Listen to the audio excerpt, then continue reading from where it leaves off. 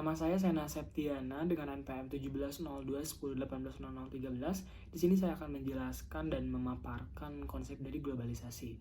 Globalisasi merupakan konektivitas negara-negara di seluruh dunia dengan melibatkan penyebaran ide, praktik, teknologi, dan lain sebagainya, ataupun dapat dikatakan sebagai hubungan jaringan sosial dan ekonomi yang mengkristal dalam skala yang lebih besar dalam interaksi regional ataupun global. Nah, dalam hal ini, proses dari globalisasi ini menghasilkan perubahan spasial temporal yang menghubungkan bersama dan memperluas aktivitas manusia dalam lintas wilayah dan juga benua. Nah, bahkan pada tahun 2000-an atau abad ke-20 ini, International Monetary Fund atau IMF mengidentifikasi ada 4 aspek dasar dari globalisasi. Yang pertama ada perdagangan dan transaksi, kedua ada pergerakan modal dan investasi, ketiga ada migrasi dan pergerakan orang atau manusia, serta yang terakhir yang keempat adanya penyebaran pengetahuan. Secara konsep yang telah dijelaskan sebelumnya, globalisasi merupakan penyebaran akan ide, budaya, kegiatan ekonomi, politik, dan lain sebagainya yang tentu saja melintasi sekat ataupun batas-batas negara.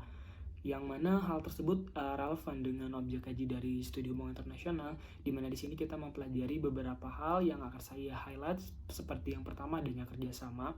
Di sini merupakan hubungan yang dilakukan oleh negara-negara di dunia yang bekerja dengan negara lain untuk mencapai suatu tujuan tertentu. Nah, misalnya saja adanya globalisasi ini sangat mendukung produk-produk Amerika Serikat yang sangat dikenal di berbagai negara di penjuru dunia, seperti adanya globalisasi produk Coca-Cola ataupun Nike dan lain sebagainya.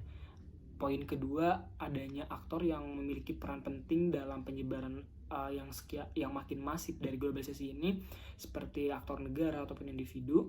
Dan yang ketiga, terdapat organisasi-organisasi internasional yang mana adanya globalisasi ini tentu berdampak terhadap banyak sekali fenomena-fenomena lintas batas negara yang mana berdampak terhadap positif dan negatifnya. Maka dari itu, untuk menangani dan menstabilkan itu semua, banyak sekali organisasi-organisasi internasional yang bertujuan untuk menjaga stabilitas dari adanya globalisasi. Nah, bagaimana keadaan globalisasi saat ini? Menurut Jeffrey Hart, terdapat 5 konsep ataupun yang diwakili dari adanya globalisasi ini. Yang pertama, keberadaan infrastruktur global. Kedua, harmonisasi atau konvergensi global dengan karakteristik yang penting. Ketiga, kurangnya atau hilangnya batas-batas negara. Keempat, difusi global dari fenomena yang terlokalisasi. Kelima, penyebaran geografis dari keterampilan inti dari kegiatan yang tinggi ataupun yang paling diinginkan. Dari kelima poin tersebut, Jeffrey Hart berpendapat bahwa hal tersebut dapat membentuk masyarakat dunia yang semakin berkembang mengikuti perkembangan zaman. Nah, dari kelima poin tadi ada beberapa hal yang ditambahkan, seperti adanya globalisasi ini merupakan wadah untuk universalisasinya nilai-nilai Amerika Serikat dan negara-negara di Barat yang banyak dicontoh ataupun diaplikasikan di negara di penjuru dunia lainnya, seperti dalam kebudayaan dan sebagainya. Dan yang terakhir, adanya globalisasi ini merupakan bentuk dari revolusi sosial masyarakat global serta perkembangan teknologi yang semakin maju sesuai dengan perkembangan zaman. Perkenalkan, nama saya Yasha Mardia dengan NPM akhir 017 akan menjelaskan mengenai globalisasi. Globalisasi di abad ke-19 dan 21 menyebabkan ketimpangan dan kemiskinan yang merajalela, sehingga memunculkan gerakan yang secara tujuan bertentangan dengan globalisasi, salah satunya yang dikenal sebagai glokalisasi. Glokalisasi merupakan gabungan dari perspektif lokal dan global tentang dampak sosial, ekonomi, dan politik dari semua fenomena yang mempengaruhi komunitas lokal dan global. Para ahli teori melihat fenomena globalisasi sebagai bagian dari proses globalisasi secara luas. Transformasi lokal menurut Giddens tidak menentang globalisasi, melainkan konsekuensi dari penyebaran global yang menentukan nasib sendiri dan demokratisasi nasional. Karenanya, lokalisasi menggambarkan proses globalisasi. Istilah lokal, lokalitas, lokalisme, dan lokalisasi mengacu pada suatu tempat yang khas, dalam hal ini adalah suatu negara. Meskipun batas satu wilayah politik mungkin bisa dilintasi, tetapi batas budaya diperkuat karena lokalitas suatu tempat ditentukan dalam kaitannya dengan lokalitas di seluruh dunia. Respons tingkat lokal terhadap globalisasi merupakan proses adaptasi dan bertentangan dengan tujuan pembangunan berkelanjutan.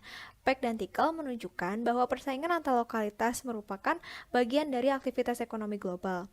Dalam hal ini, globalisasi telah diciptakan untuk menggambarkan bagaimana tingkat global dan lokal berinteraksi dalam periode intens restrukturisasi kapitalis saat ini. Globalisasi di sisi lain merupakan kolonialisme secara halus, yakni digambarkan dengan adaptasi dari atas ke bawah dengan tetap mempertahankan ketidakseimbangan lokal yang posisinya berada di bawah global.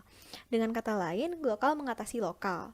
Kebijakan globalisasi bertujuan meningkatkan kendali ekonomi komunitas dan negara bangsa. Hasilnya adalah peningkatan kohesi masyarakat, berkurangnya kemiskinan dan ketidaksetaraan, serta meningkatkan mata pencaharian, infrastruktur, perlindungan lingkungan, dan keamanan.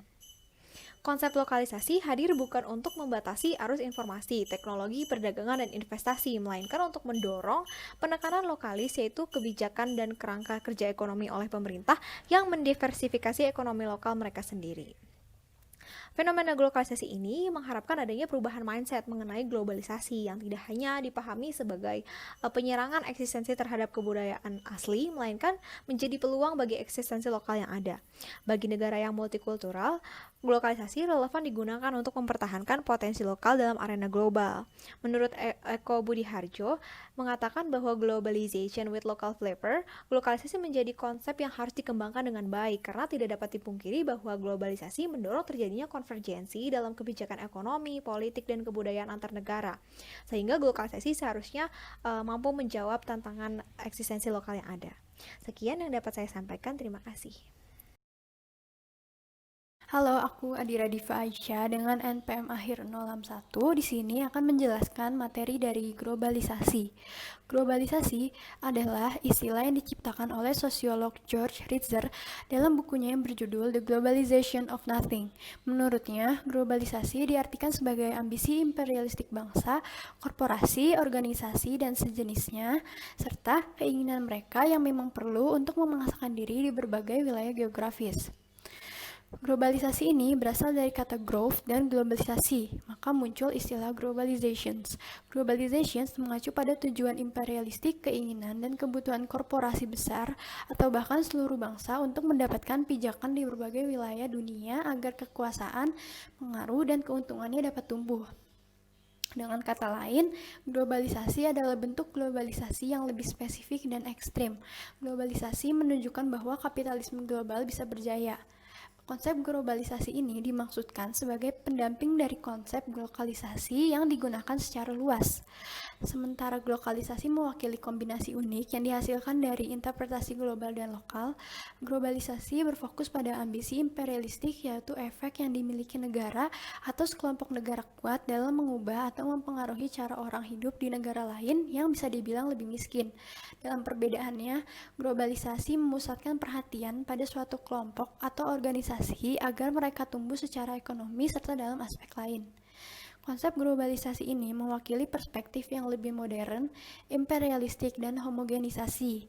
Globalisasi memungkinkan perluasan gagasan agar sesuai dengan norma bangsa guna meningkatkan kekuasaan, pengaruh, dan keuntungannya. Sekian presentasi dari saya, terima kasih. Perkenalkan, nama saya Muhammad Triandani dengan NPM 1702110180043. Pada kesempatan kali ini akan memberikan contoh studi kasus dalam fenomena globalisasi. Sebelumnya, kita membahas sedikit mengenai fenomena globalisasi. Fenomena ini dapat dikatakan sebagai fenomena yang muncul ditandai dengan tanpa adanya batas dan perkembangan di berbagai aspek kehidupan manusia.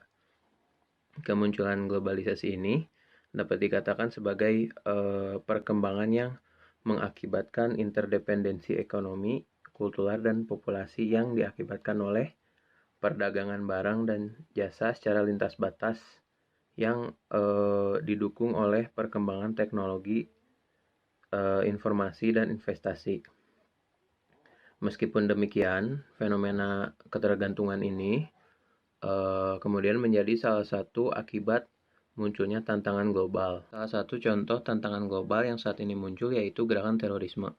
Gerakan terorisme merupakan sisi negatif dari fenomena globalisasi, di mana fenomena globalisasi ini kan memunculkan kecanggihan teknologi informasi, senjata, dan transportasi. Hal ini memberikan dukungan terhadap mereka untuk terus melebarkan operasinya ke berbagai negara. Salah satu contoh teror yang cukup menjadi menyita perhatian banyak masyarakat dunia, yaitu serangan teroris pada 11 September tahun 2001 di Amerika Serikat. Peristiwa ini mengingatkan masyarakat terhadap tantangan global yang juga diakibatkan oleh fenomena globalisasi. Perkembangan teknologi dan transportasi memungkinkan mereka untuk melakukan berbagai rekrutmen anggota baru maupun membuka cabang organisasi yang baru di negara lain. Hal ini juga turut menjadi fokus kekhawatiran utama dari masyarakat maupun pemerintah negara dalam bidang keamanan. Kasus ini dapat dikatakan sebagai globalisasi negatif dikarenakan mengganggu keamanan masyarakat dan bahkan keamanan nasional. Nama saya Nabila Aurelia dengan NPM 170210180048. Di sini saya akan menjabarkan salah satu studi kasus dari globalisasi, yaitu dalam strategi marketing perusahaan McDonald's. Perusahaan McDonald's adalah sebuah perusahaan franchise makanan cepat saji asal Amerika yang umumnya menyajikan menu-menu khas Amerika. Contohnya seperti burger, french fries, fried chicken, atau minuman bersoda seperti Coca-Cola atau Pepsi. Nah, McDonald's ini telah sangat mudah kita temui di seluruh dunia, telah mempunyai banyak anak perusahaannya di seluruh dunia. Bahkan di Indonesia itu sendiri, kita dapat hampir menemui McD di setiap kota. Nah, uniknya McDonald's atau McD ini menerapkan sistem globalisasi dalam strategi marketingnya, yaitu dengan menyesuaikan menu-menu mereka dengan cita rasa lokal atau makanan khas di negara tersebut. Nah, contohnya adalah salah satu menu khas dari McD ini kan adalah burger, yang mana kita ketahui pada dasarnya berasal dari Amerika. Namun, burger ini bisa dimodifikasi dan disesuaikan dengan berbagai cita rasa lokal di banyak negara. Salah satunya, contohnya di Hong Kong dan Jepang, kita dapat menemui yang namanya Ebi Burger, di mana burger ini diisi bukan dengan isian daging sapi biasa, namun dengan udang yang disajikan dengan cita rasa oriental. Bahkan sebelumnya di Jepang kita dapat menemui ada yang namanya salmon burger, di mana isian patty-nya itu dengan daging fillet ikan salmon yang menyesuaikan dengan cita rasa makanan khas Jepang yang banyak menyajikan ikan salmon sebagai sajiannya. Kemudian di Korea Selatan kita dapat menemui bulgogi burger, yaitu daging burger dengan isian daging babi yang disajikan dengan saus bulgogi. Saus bulgogi ini adalah saus khas Korea yang mempunyai rasa asam dan manis. Kemudian di India kita dapat menemui ada yang namanya dosa masala burger, yaitu burger dengan isian makanan khas India yang bernama dosa, yaitu dosa ini adalah campuran nasi yang difermentasi dengan kentang tumbuk atau mashed potato, kemudian disajikan dengan bumbu khas India yaitu bumbu masala. Kemudian di Saudi Arabia dan Turki kita dapat menemui Mac Arabia, dan di Turki kita dapat menemui Mac Turko. Mereka ini unik karena tidak disajikan dengan buns roti seperti burger pada umumnya, namun disajikan dalam isian burgernya itu disajikan dalam flatbread yang kemudian dilipat dengan bentuk menyerupai taco. Dan tentunya kalau di Saudi Arabia itu mereka lebih menggaung-gaungkan kehalalan dari makanan tersebut dan mengganti daging sapinya dengan daging ayam, karena yang kita ketahui di Saudi Arabia halal atau haramnya makanan itu sangat penting karena kuatnya budaya Islam di Saudi Arabia. Nah, di situ juga McTurko dan McArabia ini menyesuaikan sajian burgernya tidak dengan roti buns biasa, namun dengan flatbread yang adonan rotinya itu menyerupai kebab yang pada umumnya lebih sesuai dengan lidah masyarakat Arab. Kemudian kalau di Indonesia sendiri, kita dapat menemui bahwa McD itu selalu menyediakan pilihan nasi dalam setiap menunya. Hal ini sesuai dengan makanan pokok orang Indonesia, yaitu nasi. Jadi menyesuaikan dengan lidah orang Indonesia itu sendiri. Dan bahkan di Indonesia ini juga ada menu nasi uduk dari McD, yang mana seperti yang kita ketahui, nasi uduk adalah salah satu makanan khas Indonesia yang biasa disajikan sebagai menu sarapan. Dan di McD ini pun menu nasi uduk ini disajikan dalam menu breakfast mereka. Dan kemudian kita juga dapat menemui yang serupa di Malaysia, karena Malaysia kan mempunyai menu nasi lemak yang mana sedikit mirip dengan nasi uduk ya. Dan di McDonald's di Malaysia itu sendiri, nasi lemak ini juga disajikan dalam salah satu menu mereka.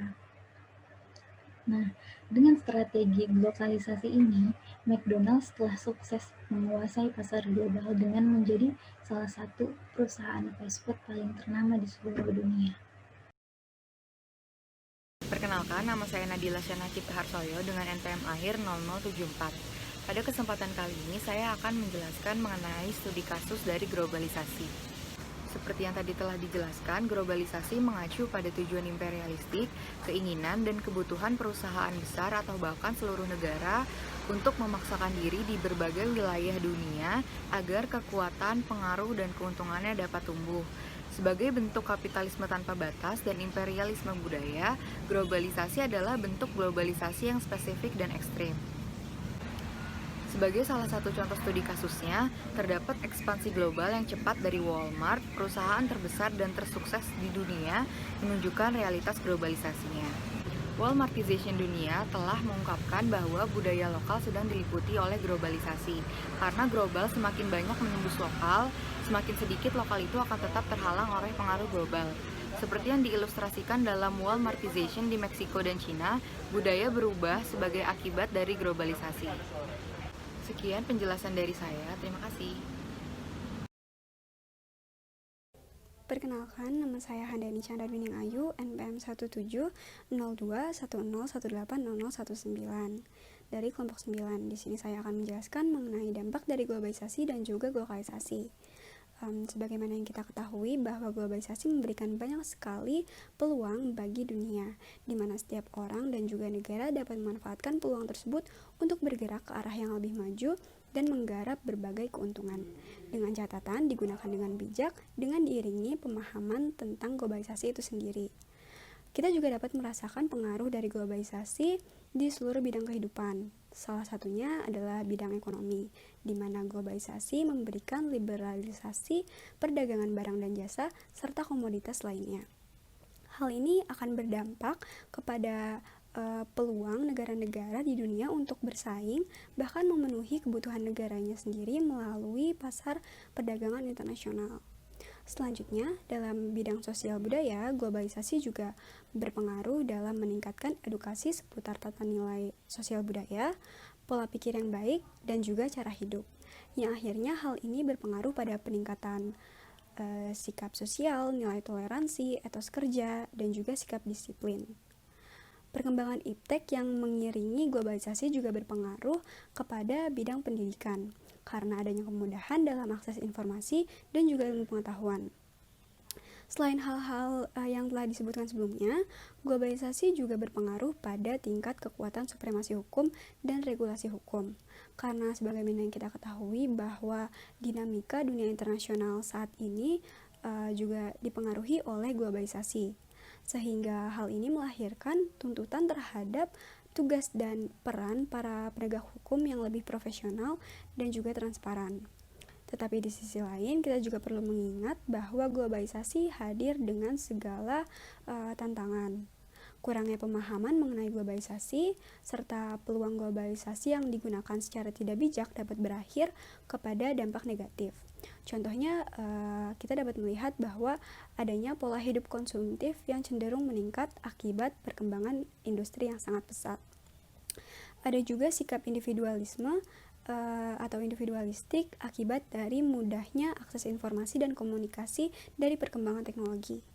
Bahkan, globalisasi juga dapat berpengaruh kepada gaya hidup yang cenderung ke barat-baratan. Di sisi lain, globalisasi memberikan kesenjangan sosial yang seakan-akan terlihat lebih jelas. Selanjutnya, melihat dinamika ekonomi internasional saat ini, kita tidak jarang melihat banyak sekali fenomena globalisasi. Tentunya, fenomena ini memiliki sisi positif dan sisi negatifnya juga. Di sisi positif, globalisasi membawa segudang manfaat bagi perusahaan yang bersangkutan dan juga negara tujuannya. Globalisasi meningkatkan peluang kesuksesan suatu perusahaan untuk masuk ke dalam pasar negara tujuannya dengan cara beradaptasi dengan kebutuhan lokal.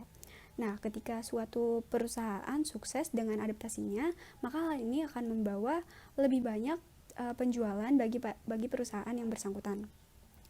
Globalisasi juga meningkatkan lahirnya inovasi baru untuk mengembangkan produk perusahaan dengan memanfaatkan pengetahuan, perspektif, keterampilan, dan juga pengalaman.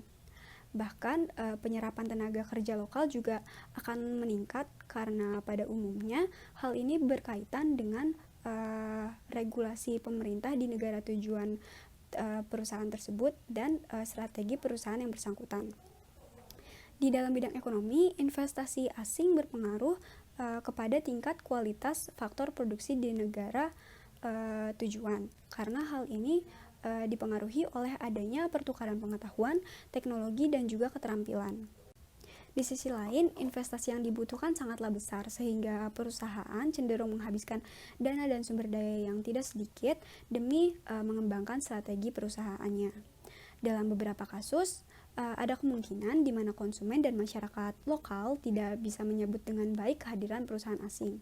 Hal ini salah satunya didorong oleh patriotisme lokal, yang akhirnya akan menciptakan suatu hal yang dinamakan dengan resistensi pasar lokal. Selain itu, perusahaan asing juga cenderung memiliki pemanfaatan sumber daya yang lebih baik dan juga lebih besar daripada perusahaan lokal, sehingga hal ini dalam beberapa kasus dapat mematikan perusahaan lokal. Baik, perkenalkan nama saya Muhammad Tirta Adi Surya dengan NPM akhir 049. Di sini saya akan menjelaskan mengenai dampak dari fenomena globalisasi.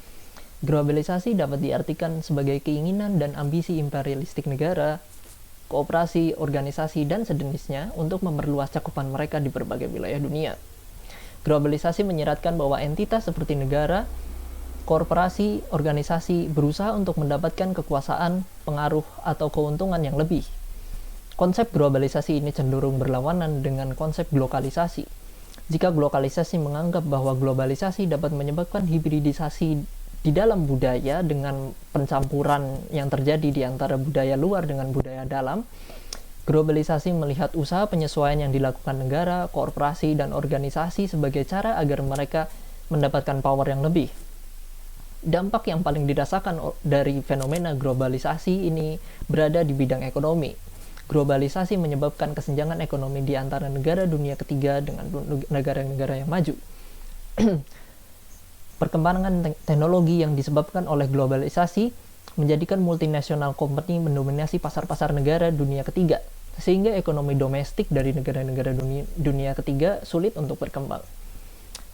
Dampak kedua yang dirasakan dari fenomena globalisasi adalah di bidang teknologi. Para ahli teori globalisasi menyatakan bahwasanya negara industri atau negara barat memiliki monopoli terhadap teknologi kunci dan produk manufaktur yang masuk ke negara dunia 3 melalui MNC. Dan hal ini juga menyebabkan pertukaran tidak setara atau unequal exchange. Alasan mengapa transfer teknologi melalui MNC sangat terbatas adalah karena faktanya MNC mempunyai kekuasaan penuh dalam mengontrol secara ketat informasi-informasi penting seperti cara pembuatan dan desain teknologi yang mereka miliki. Hal tersebut menyebabkan sentralisasi riset dan perkembangan teknologi di negara asal MNC tersebut. Tentunya monopoli yang terjadi sangat bertentangan dengan keinginan negara berkembang untuk memiliki kemandirian akan kemajuan teknologi. Oleh karena itu, alasan transfer teknologi hanya dijadikan motif untuk mengembangkan kekuasaan MNC dan negara asalnya. Sekian video dari kami. Terima kasih telah menonton. Semoga penjelasan yang telah kami jabarkan dapat bermanfaat bagi kita semua. Terima kasih.